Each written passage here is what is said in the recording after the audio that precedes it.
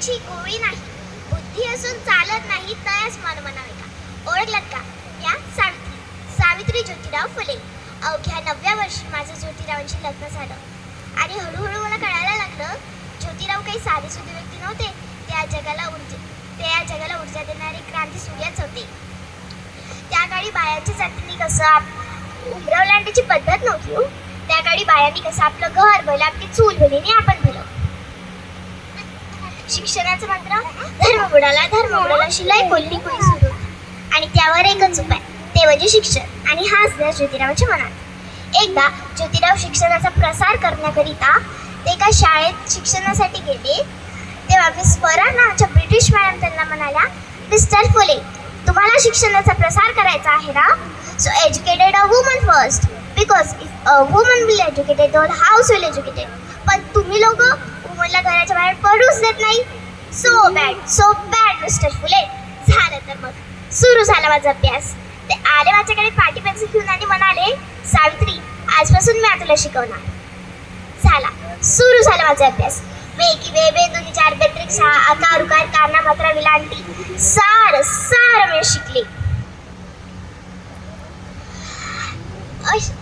एकदा माझ्यावर शेण फेकले तरी, शाळेत जाताना माझ्यावर शेण फेकले तरी मी सहन केले. गोटे मारले, शिव्या दिल्या, थुकले तरी मी सहन केलं.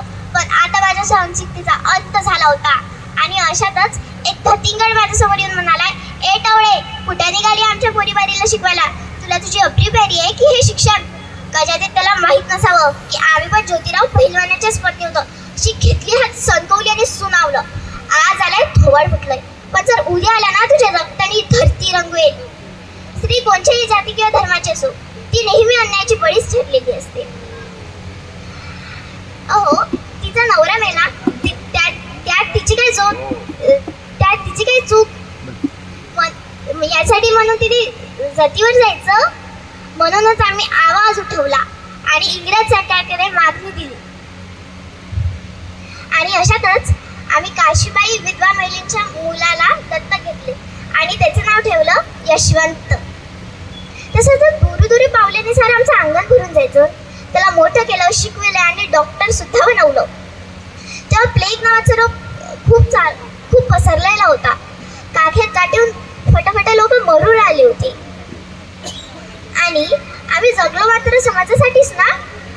आणि अशातच मरण पत्कारलो. मरणात तुझं स्वागत आहे. थँक्यू.